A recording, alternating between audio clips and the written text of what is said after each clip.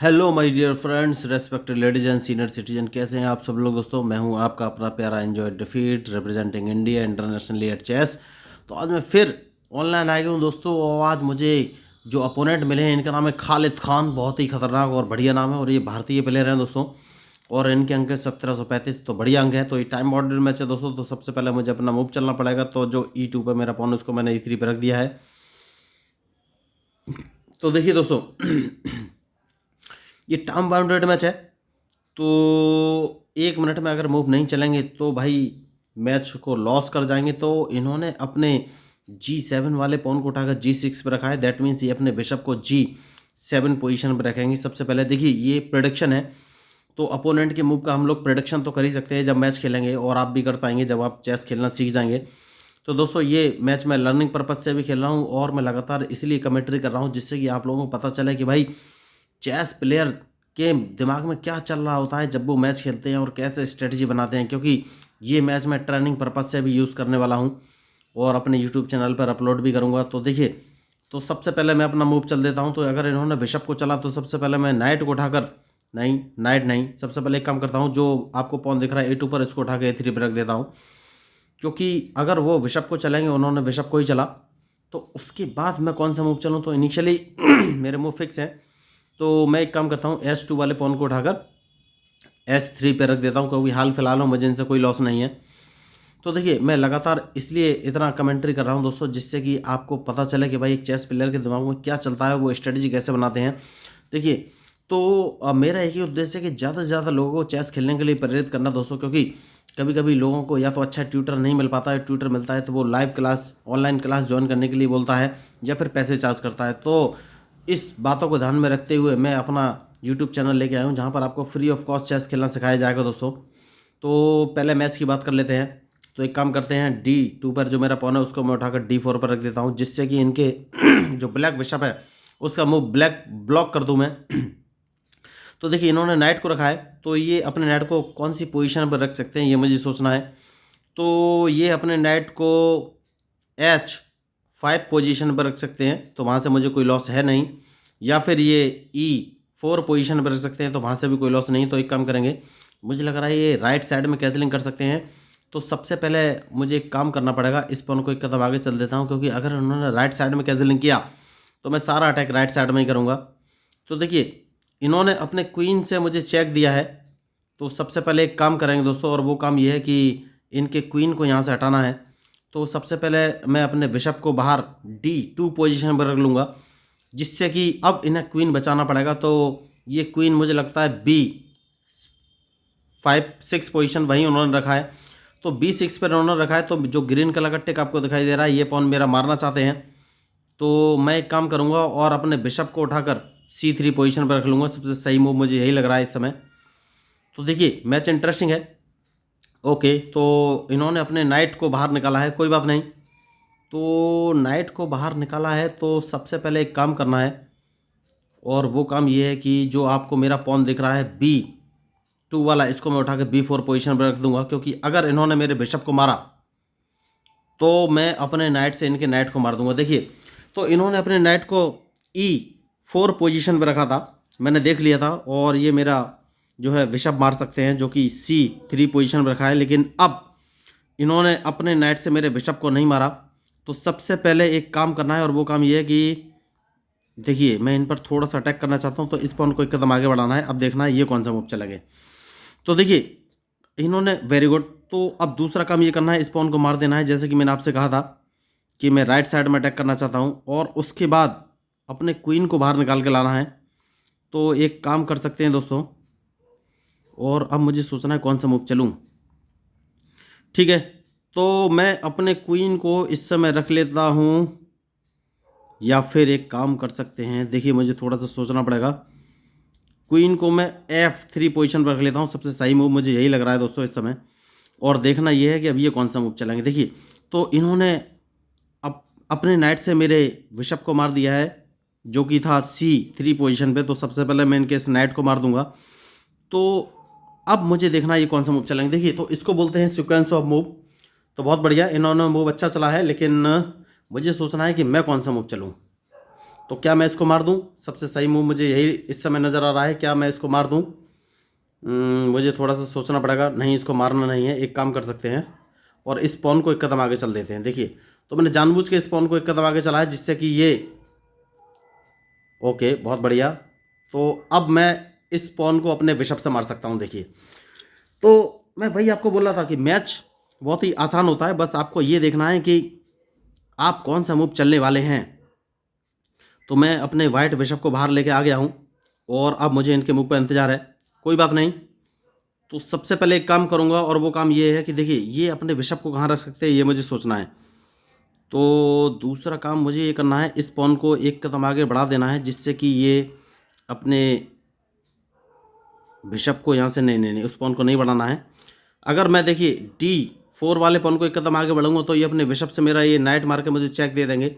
तो इस पॉन को बढ़ना नहीं है। एक काम करूंगा, ये अपने बिशप को हो सकता है कि C4 पोजीशन पर रख लें, तो मैं अपने नाइट को उठाकर E2 पोजीशन पर रख लूँगा। क्योंकि अगर इन्होंने बिशप C4 पोजीशन पर रखा तो मैं इनके बिशप को अब मार दूंगा। तो ये होते हैं चेस स्ट्रेटजी। अब देखना ये है कि ये कौन सा मूव चलेंगे। बहुत बढ़िया। तो सबसे पहले एक काम करूंगा दोस्तों, और अपने जो रूक है उसको उठाकर मैं नहीं नहीं, ठीक है, B1 पोजीशन पर रख लूँगा क्योंकि अब इन्हें अपना क्वीन यहाँ से हटाना पड़ेगा। तो देखिए, मैच इंटरेस्टिंग है। और उसके बाद एक काम करना है मुझे दोस्तों, और इस पॉन को एक कदम आगे चल देना है जिससे कि मैं अपने क्वीन को H3 पोजीशन पर रख सकूँ। और उसके पीछे का रीज़न ये है कि मैं इनको चेक देना चाहता हूँ। तो देखना है कि अब ये कौन सा मूव चलेंगे। तो मैच इंटरेस्टिंग हो गया है। देखिए, तो इन्होंने मुझे फंसाने की पूरी कोशिश की है। तो अब देखना है ये कौन सा मूव चलेंगे।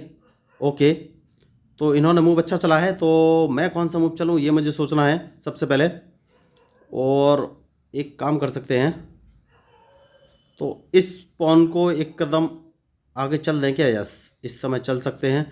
अब इसको एक कदम आगे चल देना है क्योंकि उसके बाद ये अपना बिशप यहाँ से हटाएंगे। और जैसे ही ये बिशप यहाँ से हटाएंगे मैं अपने नाइट को उठाकर, ओके, तो इन्होंने मूव अच्छा चला है, कोई बात नहीं। मैं एक काम करूँगा और वो काम ये है कि अपने क्वीन को कौन सी पोजीशन रखनी है, ठीक है, एक काम कर सकते हैं, मैं अपने क्वीन को उठाकर G2 पोजीशन पर रख लूँगा। देखिए, मैं इसको G3 पोजीशन पर रख सकता था लेकिन ये अपने नाइट, वेरी गुड। तो सबसे पहले एक काम करना है और वो काम ये है कि अपने नाइट से इसको मार देना है। तो मैच बढ़िया है। तो देखना ये है कि अब ये मूव कौन सा चलेंगे। तो देखिए, इनके मूव के ऊपर ही मेरा मूव डिपेंड करेगा दोस्तों। तो सबसे पहले मुझे थोड़ी सी सेफ्टी कर लेनी है। तो मुझे लग रहा है ये मेरा C2 वाला पॉन मार सकते हैं, जो कि इन्होंने नहीं मारा, इन्हें मार देना चाहिए था। क्योंकि हाल फिलहाल में अब सबसे पहले मैं एक काम करूंगा और अपने बिशप को उठाकर इंटरलॉकिंग पोजीशन पर लगा दूंगा। और मैंने गलती कर ली। देखिए, तो इसको गलती बोलते हैं, मिस्टेक। मुझे इनका ये नाइट मार देना चाहिए था जो कि आ गया था D5 पोजीशन पे, और मैंने अपने रूक का यूटिलाइजेशन नहीं किया, इनका नाइट नहीं मारा। तो ये मेरी मिस्टेक हो गई दोस्तों। तो अब मुझे सोचना है कि अब कौन सा मैं मूव चलूँ, क्योंकि देखिए इनका नाइट बहुत ही बढ़िया पोजीशन पर आया था। तो ये गलती होती है दोस्तों, चेस में किसी से भी गलती हो सकती है। खालिद खान बहुत ही अच्छा खेल रहे हैं और मिस्टेक मुझसे हुआ है। तो अब मैं उस मिस्टेक को नहीं दोहराऊंगा क्योंकि इन्होंने अपने नाइट को नहीं बचाया। तो सबसे पहले मैं इनके इस नाइट को मार दूंगा। जैसे कि मैंने आपसे कहा था कि गलती एक बार होती है, तो इन्हें ध्यान देना चाहिए था मेरे मुंह पर, इन्होंने ध्यान नहीं दिया। तो देखिए, मैच इंटरेस्टिंग है और खालिद जी ने ध्यान नहीं दिया मेरे मुंह पर, और मैंने इनके नाइट को पिछली बार छोड़ दिया था लेकिन इस बार नहीं छोड़ा। तो अब एक काम करना है मुझे, और वो काम ये है कि भाई अपने क्वीन को मुझे E4 पोजीशन पर रख लेना है दोस्तों। देखिए, E4 पोजीशन पे मैंने इसलिए रखा है दोस्तों क्योंकि मैं अपने क्वीन को रखना चाहता हूँ G, ओके, हाल फिलहाल में मुझे यहाँ से कोई फ़ायदा है नहीं, ठीक है, मैं इसको H4 पोजीशन पर रख लेता हूँ दोस्तों। उसके पीछे का रीज़न बहुत ही क्लियर है क्योंकि मैं अपने अब इनको चेक देना चाहता हूँ। तो चेक सबसे पहले दे देते दोस्तों, सबसे सही मुझे जो लग रहा है मूव इस समय चेक देने का यही लग रहा है, समझ में आ रहा है। और एक काम कर सकते हैं, और उसके बाद क्या मैं इसको मार दूं? नहीं नहीं, उसके बाद जो आपको पॉन दिख रहा है मेरा, देखिए ये कौन सा मूव चलेंगे, ये अपने A5 वाले पॉन को उठाकर A4 पर रखेंगे। तो सबसे पहले मैं अपने F2 वाले पॉन को उठाकर F3 पोजीशन पर रख लेता हूं, क्योंकि अगर इन्होंने ये पॉन आगे चला तो मैं इसको अपने पॉन से मार दूंगा। जैसे कि मैंने आपसे कहा था इसको मैं मार दूंगा, मैंने मार दिया है।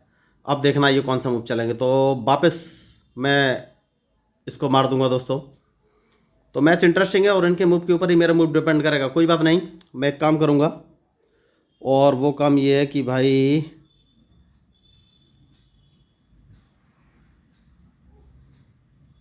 सबसे सही मूव जो मुझे दिख रहा है दोस्तों,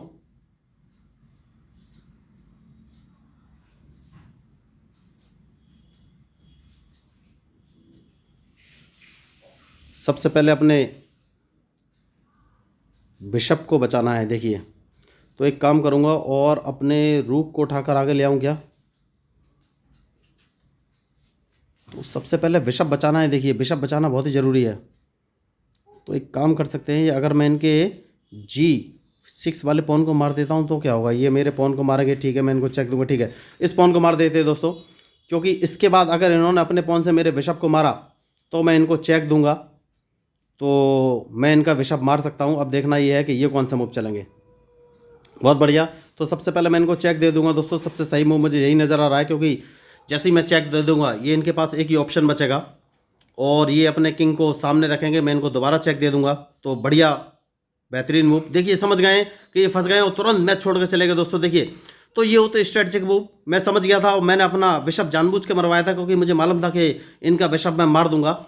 तो देखिए, ये होते स्ट्रेटजिक मूव। आपको कभी कभी अपने चेस पीस गंवाने भी पड़ते हैं, और मैंने अपना चेस पीस गंवा दिया, अपने बिशप को एक कदम आगे बढ़ाकर मरवा दिया था, क्योंकि इसके बाद मैं इनके बिशप को मार देता। ये समझ गए थे, खालिद जी बहुत ही अच्छे प्लेयर थे, इनके 1735 पॉइंट थे, लेकिन पता नहीं इतनी जल्दी क्यों छोड़ के चले गए, क्योंकि ये मैच तो अच्छा खेल ही रहे थे।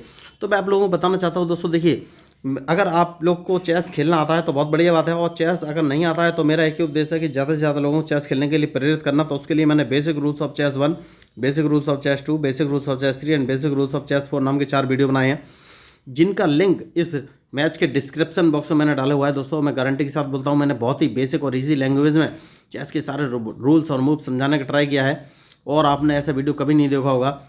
जैसे कि जब मैं लोगों से बात करता हूँ तो मुझे पता चलता है, लोगों को ये भी नहीं पता होता है कि चेस बोर्ड कैसे सेटअप करना होता है, या चेस पीस या क्वीन और किंग किस पोजीशन पर रखे जाते हैं, या फिर स्क्वायर को कैसे रिप्रेजेंट करते हैं। लोग बोलते हैं हाथी से घोड़ा मार दो, हाथी से ऊँट मार दो, इस तरीके से बोलते हैं, जबकि ऐसा नहीं होता है। प्रॉपरली नोमेनक्लेचर होता है कि अपने रूक को A3 पे रखना है या B3 पे रखना है, इस टाइप से बोलते हैं। ये नोमेनक्लेचर ऑफ स्क्वायर होता है दोस्तों। या फिर चेस के रूल जैसे कि एन पास एंड कैसलिंग, या पॉन प्रमोशन क्या होता है, या फिर ड्रॉ क्या होती है, कितने प्रकार की होती है, कैसे दी जाती है, कैसे बची जाती है, या फिर चेकमेट क्या होती है, कितने प्रकार की होती है, कैसे दी जाती है, कैसे बची जाती है। तो इन सारे रूल्स और मूव को मैंने उन चारों वीडियो में बताया, और मैं गारंटी के साथ बोलता हूँ, आप एक बार उन चारों वीडियो को देख लेंगे तो आपको कोई भी कहीं भी दूसरा रूल पढ़ने की ज़रूरत नहीं पड़ेगी दोस्तों, क्योंकि उसके बाद आपको चेस के सारे रूल्स और मूव क्लियर हो जाएंगे। तो दोस्तों, मैं यही कहना चाह रहा हूँ कि अगर आपको चेस के बेसिक रूल्स आप उन चारों वीडियो में देख लेंगे तो आपको कहीं भी कोई रूल्स पढ़ने की ज़रूरत नहीं पड़ेगी, आपको चेस खेलना आ जाएगा। और उसके बाद आपको कुछ प्रैक्टिस करनी पड़ेगी दोस्तों। तो उसके लिए मैं एक लर्निंग ऐप आपको शेयर कर दूंगा। तो मेरा लर्निंग ऐप आपको प्रॉपर गाइड करेगा कि भाई नाइट कहाँ जा सकता है, या रूक कहाँ जा सकता है, या बिशप कहाँ चल सकता है, क्या मूव कर सकता है। और उसके बाद भी आपको कोई कन्फ्यूजन रहता है तो आप सिंपली मुझे मैसेज कर सकते हैं, मैं आपको मैसेज के थ्रू आपकी क्वारीज का समाधान कर दूंगा। और अंत में ये भी कहना चाहूँगा कि अगर आपको फिर भी कोई प्रॉब्लम होती है तो आप डायरेक्ट लाइव मेरे साथ मैच भी खेल सकते हैं, मैं आपको लाइव मैच सिखा दूंगा। तो मैं लोगों को जो चेस सिखा रहा हूँ ये फ्री ऑफ कॉस्ट है, इसके लिए आपको कोई भी पैसा खर्च करने की ज़रूरत नहीं है।